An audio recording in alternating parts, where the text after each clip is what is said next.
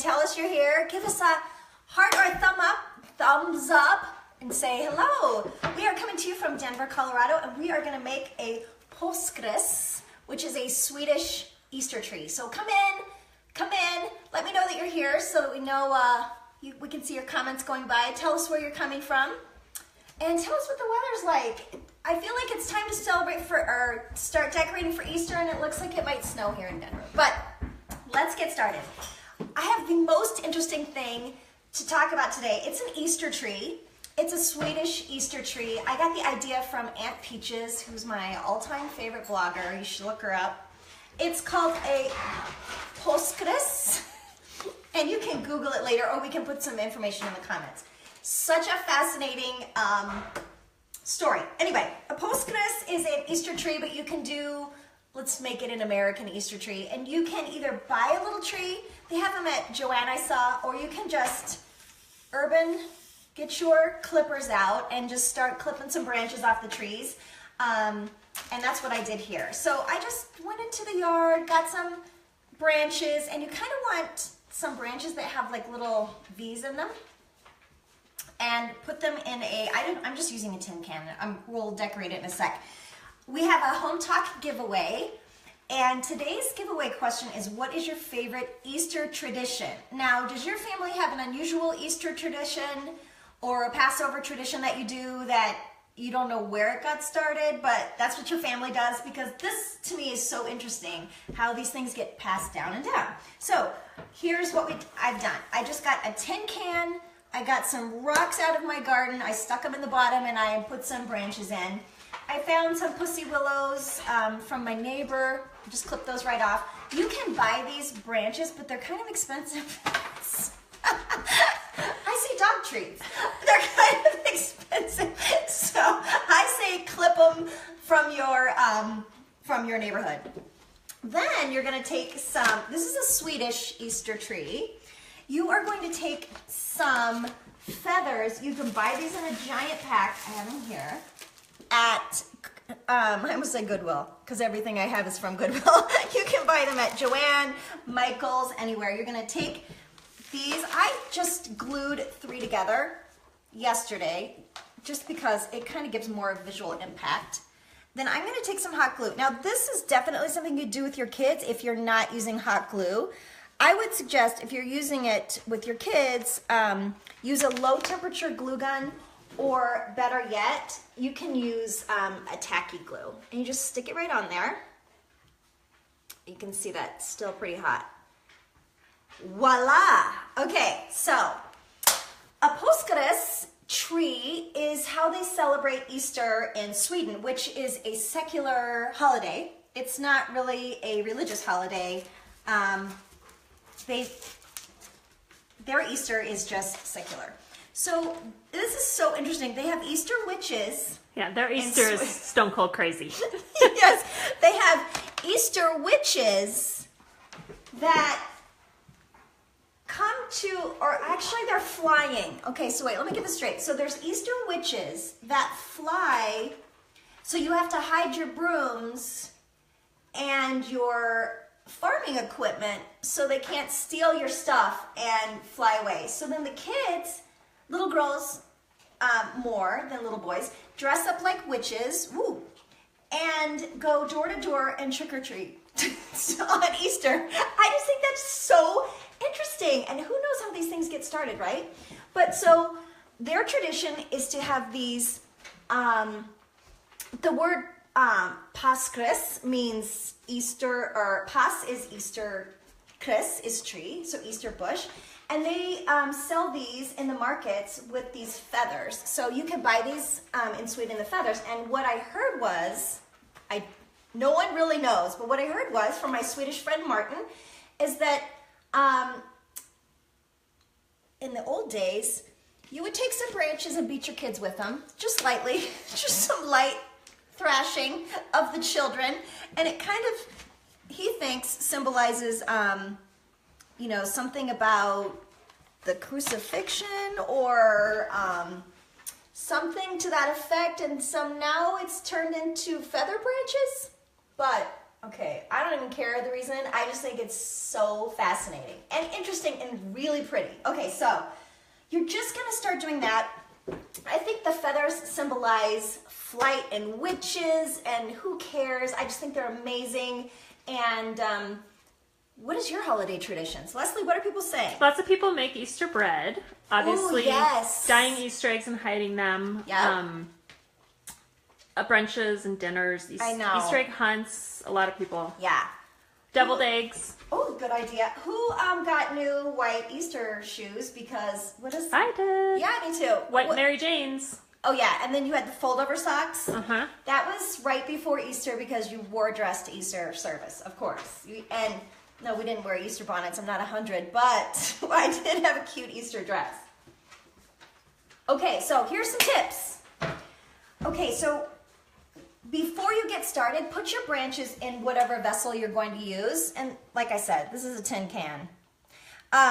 But don't glue the feathers and all the fun things on your branches before, because then when you go to stick them in, they all come off. So you have to start with the branches in, then add to it. Okay, so here we have the feather branches, but what I'm gonna do is show you, this is just a little postkris that I had started, but really I'm gonna show you the Mac Daddy one that I started already. So this is how you do it, but hold on 1 minute, I'll be right back. Andrea grew up in Sweden, and they used to do this every year at Easter at home as well as in school. It's an Easter tradition over there. Yeah. Andrea, give us some more. Yeah, Andrea, tell us more. Tell us 'cause I more think about this it. is so interesting. I'll be right back. Tell us more about what they actually, what's their tradition? Did they used to, smack the kids with the feathers? What did they you used get to smacked, Andrea? No. Yes, there's rocks in the bottom of the can, Lisa. Yeah, there's rocks holding it together. Now, this is a postkris tree. Okay. Bravo, bravo. Now, okay, this is so good. Now, if you want to Google it, which you should, Google this, postkris. It'll come up a lot of Aunt Peach's blogs, her pictures, but hers is super amazing. Okay, so you can see we have the little the little feathers, and I'm gonna glue some more on. Ooh. And like I said, I just did 3 because it kind of gives more impact, but you certainly could just do 1 on each. And I see some peeps. Yes, oh yeah. Because this is an American Easter Swedish tree, I stuck some peeps on there because who's a peeps eater? And do you eat them fresh or stale? Me, I'm stale. I'm a stale peeps girl. I can't eat them fresh. I think it's gross. But, so I just stuck some peeps on there, some little mini Eggs.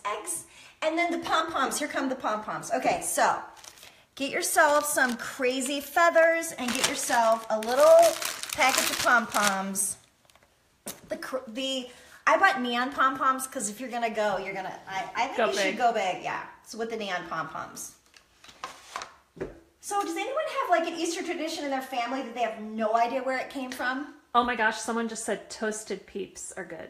What? Oh, we're trying that. Oh, we are gonna try that. Okay, but do you feel like you might be killing a peep? You know how when No. you see, no? Mm-mm, they're marshmallow. I always think like, oh, that seems so sad. Like I'm killing the peep. Okay. Penny says that this would be a giant cat toy at her house. I know, that's what actually, I don't have cats, but I did hear this would be a cat problem for some people. But oh my gosh, is this the best? Okay, it's so colorful and yeah, it's gaudy. And you know what? You should not limit yourself on the postkris tree. You should not, don't use any discretion of colors. This is such a great kids tree. It would be great, obviously, at a smaller scale for your kids' table or just for a great centerpiece. This to me is amazing. Okay, so just keep gluing. Just keep gluing. Like I said, if you're gonna let your kids do it, don't use hot glue. Okay, that goes without saying. But I'm just putting pom-poms everywhere. And then also, because my husband is a genius, he's like, you know what your Swedish tree needs? Swedish fish, which are his favorite. So nod to the Swedes, even though the Swedes have no idea what Swedish fish are, and I don't know how we got that started either. But So just keep decorating, decorating, decorating. Another thing I did, I'm so full of glue right now. Okay, so another thing I did was, oh, and by the way, already at Joann and Michael's, I think all the Easter stuff is 50% off. Like, so hurry now and get your cupcake liners that you can use all year. But all I did was I took some colorful Easter looking cupcake liners and I layered them. Can you see that, Leslie? Mm-hmm. I layered them on top of each other. Then I took a iridescent pipe cleaner. You don't have to use iridescent, but at this point you probably should, right? Then just gather them up in the center. Then kind of like, it's gonna be a little butterfly. You can straighten it out, fluff it up. You could either use 3 layers and you could use paper or whatever, but I kind of like the cupcake layers because I have a million cupcake liners because I keep buying them every time I see them because they're so cute. So I'm just using a little antenna like this. You can hot glue that on or you could just twist it. I think I'll hot glue it because I'm hot gluing. All right, so Leslie, tell me, do we have any more Swedish information? No, not a ton, just that people have done this. Yeah. I don't know about you guys, but my mom and I you would take an egg and you poke a hole in each end and you blow the yolk out, and then you can paint the little hollow eggs. And we used to do that and hang them on a tree too. Oh, you know what else I like are the, there's a word for it and I can't remember. It's a Mexican tradition, I think, and you put confetti eggs that you can break on people's heads, and I don't know why you would, but I know there's a tradition. Anyone out there that knows the confetti on the egg head tradition? That's interesting to me too. Lots of people go to sunrise service and then out for pancakes. Oh, that's nice. That's nice. I know we have sunrise service here at Red Rocks, but let me tell you, 27 below zero. Oh, but you know, it's people go and they love it, but freezing. And our kids, because we live in Denver, basically hunted Easter eggs in their full-on parka and snow pants. So hopefully this year will be better. Okay, so we just did pom-poms, these little cupcake liner, what are they called? Butterflies. Oh, and you know, and Peeps. Cadbury makes these cute little bugs and bees, I think they're called, and they're little chocolates which are delicious, and they're wrapped like little bugs, and that would be really cute on here too. And I think you could do it almost like an advent. Like you could put little candies on here and let your kids, you know, take them off. But I just think it's so cute and such an interesting tradition with witches. Oh yeah. Oh, and the little girls dress up, and they're Swedish witch. So if you're an American, you think of witch, you think black outfits and the black hat. They dress like really colorful aprons with a kerchief in their hair and then big freckles painted on their face. How interesting is that? So even their witches are really different. So I just say the bigger the better, the more color, the more sparkle, the better. So you could even do some of those real eggs, blow out the yolk, paint them, and then hang those from the tree. Yeah, and then I added a little bit of Pussy Willow because I can. But, so, here's what we're going to do to finish the actual carton. And if you go on Aunt Peach's blog, I think she recycled some detergent cartons or something, or you could even just washi tape this whole thing. I found this cardstock at Joann. It's kind of the perfect size. I cut it down a little bit. I'm just going to glue this around my can, and I'm going to cut a little bit off. I like the traditions. We had it. Oh, real quick. Yes. Having the confetti egg broken over your head is said to bring good luck. Oh, nice. I like that idea. I think that's cute too. We used to get so competitive with the Easter egg hunts that someone always ended up in their room, and by someone I mean me. Because I was constantly in trouble for not being appreciative and, you know, probably punching my brothers and trying to get all the eggs. But, you know, that's just me. All the women say they remember buying Easter dresses and shoes. I know. Isn't that the best tradition? I love that kids dressing up for church tradition. I don't want to see a kid in their pajamas hunting Easter eggs. I want them in a cute outfit. You have a little egg stuck on this side. Uh-oh. What? Oh, thank you.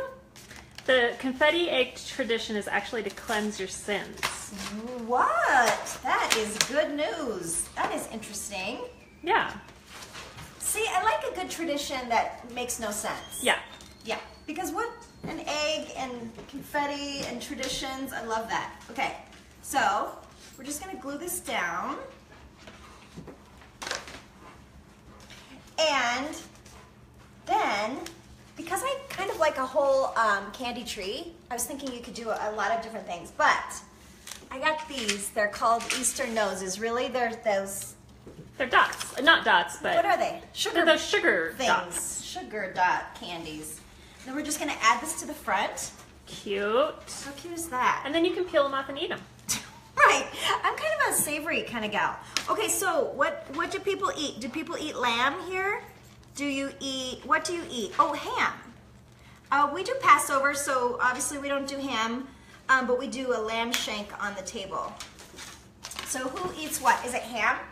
Is that traditional? Yeah, I mean, we eat ham usually. Or brunch, you eat breakfasty food. Oh, well, that's true. Yeah, lots of eggs because you've made lots of eggs. Demi is Greek, and she says that they eat lamb. Oh, nice. Yeah. I like that you can do whatever tradition you want. And traditionally, we don't celebrate Easter. Actually, we do. We celebrate because the boys hunted Easter eggs, and we just celebrate, all of it because I think it's so fun. We do Passover, and we have a friend that does an amazing Passover Seder. But we do Easter and Passover and whatever, and I think because this is kind of secular, you can do it whatever. Matzo ball soup, maybe? Ooh, matzo ball soup. That's good for Easter. I have a lot of dog help here. So anyway, all we did was use cardstock with some candy. You could even use the smaller candy, but I like this has a lot of visual impact because really at this point, why stop with the visual impact? Well, and you can hang all kinds of candy on this thing. Oh yeah, you could go candy. You could do tons of peeps because yeah, I think yellow peeps too. Yeah, yellow and purple. Let's do some more feathers on the top, and then let's see because we need to think about. Pepita wants to know what kind of branches. These are just from like the yard, just random branches. They're random, and I think traditionally the Swedes use birch branches, but I don't think you need to do, and I don't know the symbolism of that. But you can do any branch you want. And like I said, if you don't have branches, you can go to Joanne or Michael and they have curly willow or any kind of branches. It's a kind of an expensive way to go. And this I like because you can use up what you have. You can use, we urban foraged. Leslie and I need to do a whole blog post on how we urban forage. So basically that means take your clippers, go on a walk, and just clip off what you want. Lots of people are saying they have lasagna because they're from Italy. Oh, lasagna. And people eat fish from other countries too. Interesting. I love that we can bring all these different traditions together. And I also like the fact that most of us have no idea where these traditions come from. Right. You just grow up doing it. Right. Like on Christmas Eve, we always ate potato skins. Yeah. That's weird. But, I still want to do it with my own kids. Because that's what you do. You go to Fridays, you get the takeout potato skins for whatever reason. I think it's because we were traveling on Christmas most of the time when I was a kid, skiing or whatever. And so that's what we did as a family. And I love traditions. So I love, Leslie, let's talk, what do you think are the most interesting traditions we have on here? For Easter? Yeah. I would just say, the dyeing of the eggs, and my family does something weird. I don't know if anybody else's family does this. We hard boil a bunch of eggs, and then we have this, my brother makes a bracket, and we have this, you tap each other's eggs, and people go against each other, whoever's breaks. Oh, see, I like that idea. Is out, and then the person at the end gets a Starbucks card, if you win. I do love that idea. Yeah. Anything that involves a Starbucks card, I like. Oh, Casey, I have a grouchy dog here. Actually, she just wants cookies. Okay, so lots of feathers on your poscaris. Poscaris. This A is pronounced like an O. Google it. Look at all the images. They're so cute. Okay, so it's time to pick a winner for our Hometalk tote. Here's the puppy for those of you who want to see. Casey, what do you do, Casey? She's not so much a puppy. She's a big giant dog. She's a big giant sheepdog. This is Casey the sheepdog. Okay, so I have to think about who's the winner of our Hometalk giveaway. Yes, let's find out who the winner of the Hometalk giveaway is. Let's find out. Oh, you know what else I have? Where did I did these? Okay, the winner is Jamie. I'm sorry, I didn't hear the last name. Roman? We're gilding the lily. Look, you can put little... Oh, and there's more butterflies. Oh, wait, yeah. Those I bought, but you know me, I'm kind of cheap. I like to make the stuff. Casey's a big hit. Yay, Casey! Jamie, Casey, the winner. Loves you. Jamie, the winner, does Easter egg hunt with kids. Her brothers. You know what? Did you see this on Pinterest? Am I the only one? I want to do this. You put those little lights, the little tea lights that are battery operated, inside your eggs, and then you can have a nighttime egg hunt. My kids would have died for that. Oh, that would have been fun. So it's like night games and Easter egg hunting. You could do that all year round. So congratulations. We'll be contacting you for your Hometalk tote. Thanks for joining in. We have lots of DIYs.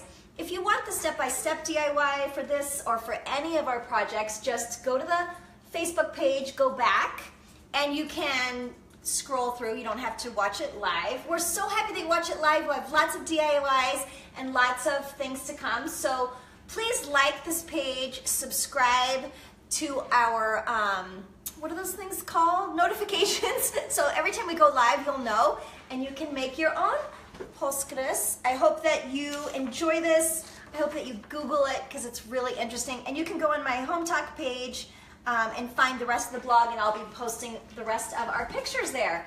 But have a great Easter, and I hope you have lots of traditions, and we'll see you next time.